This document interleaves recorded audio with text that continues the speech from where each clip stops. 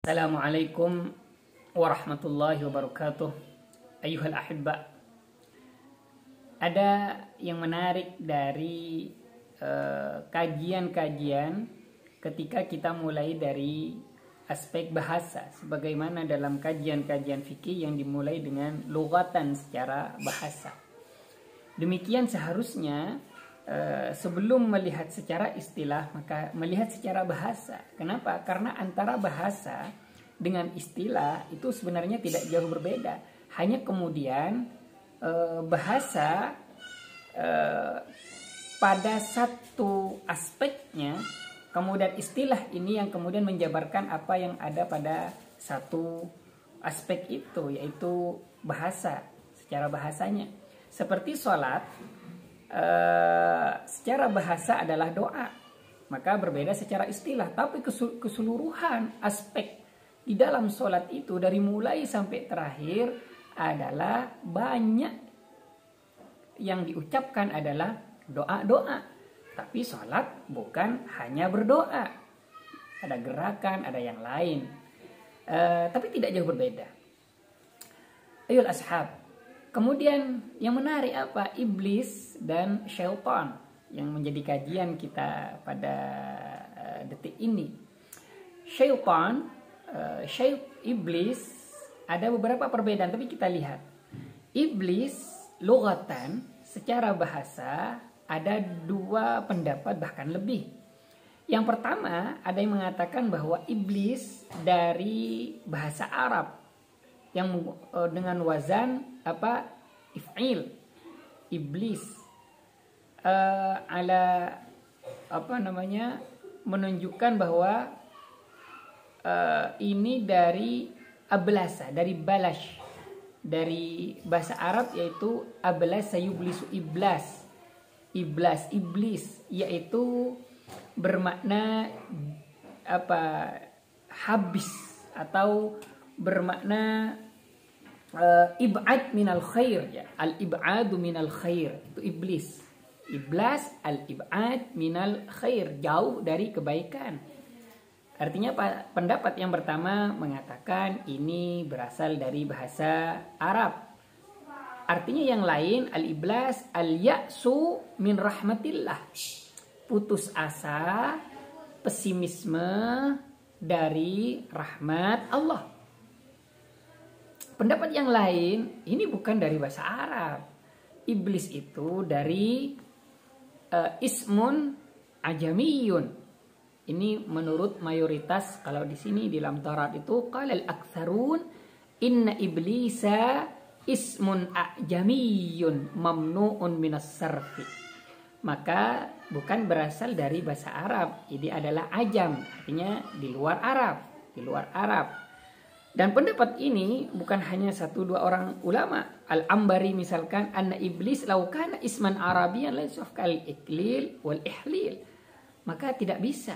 Al-Ambari, Abu Ishaq sependapat dengan ini bahwa iblis itu bukan dari bahasa Arab. Az-Zubaydi kemudian mengatakan anna iblis la yasihu ayyushtaqqa. Tidak ada derivasi dari iblis itu.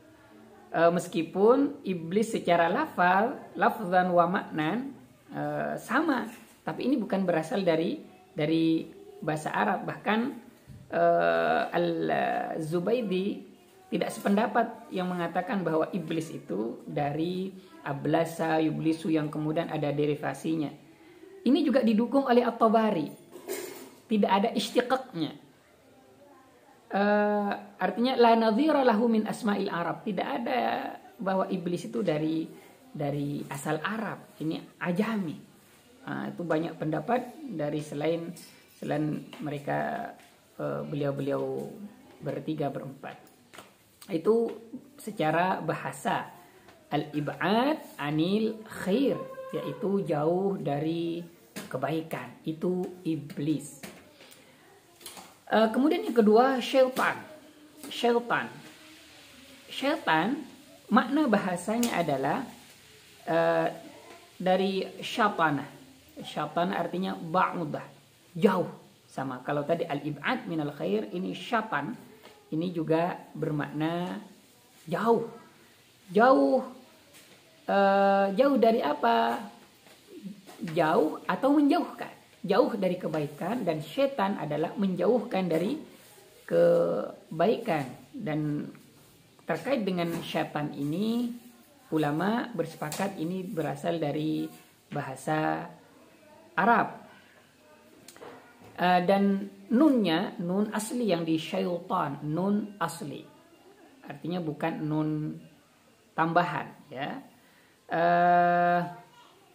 Pula syat tadi syaitan bermakna ba'id, asyatin al-ba'id anil haq, jauh dari kebaikan. Maka ada kesamaan lagi antara iblis jauh, ib'ad anil khair, syaitan kalau menurut Ibnu Ishaq innama summiya syaitanan li'annahu syatan an amri rabbih, jauh dari perintah Tuhan, artinya menjauhkan dari kebaikan.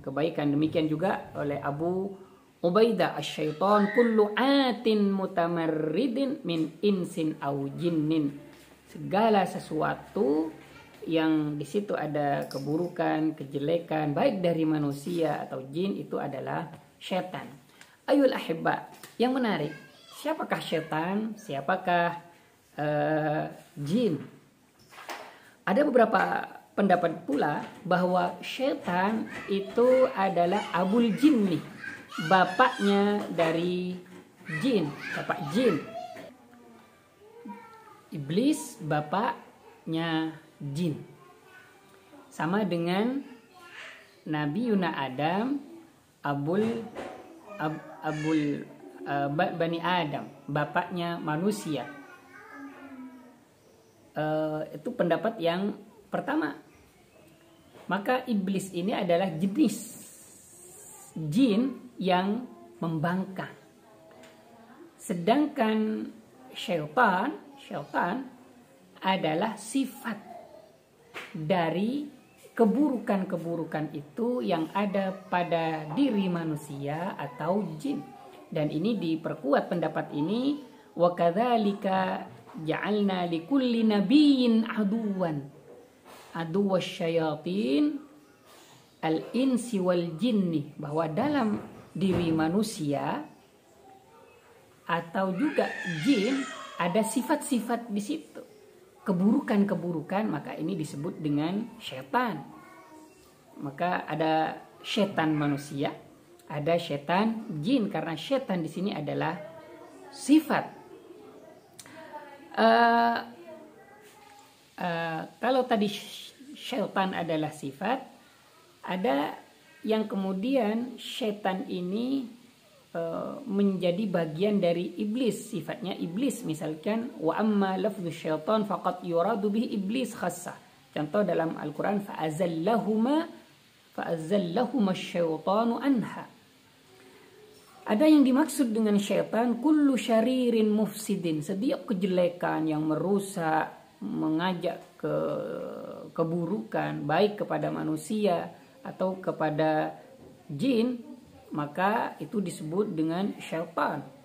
Wa kadzalika ja'alna likulli nabiyyin aduwan syayatinal insi wal jin, seperti ayat di atas. Ada juga yutlaqu lafzu syaitan ala mutamayyiz bil khabath wal adha minal hayawan. Artinya tidak hanya untuk manusia dan jin, tapi juga hewan-hewan yang berperilaku buruk. Misalkan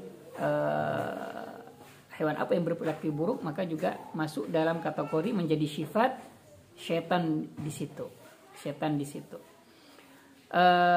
Maka ini makna syaitan yang bermakna jauh, ba'ud minal khair atau minal haq, dari amrillah, dari urusan perintah Allah. Syaitan, iblis juga sama, al-ib'ad minal haqqi wal ib'ad minal khair, jauh dari kebaikan-kebaikan. Itu makna syaitan dan iblis secara bahasa. Wallahu a'lam bishawab. Assalamualaikum warahmatullahi wabarakatuh.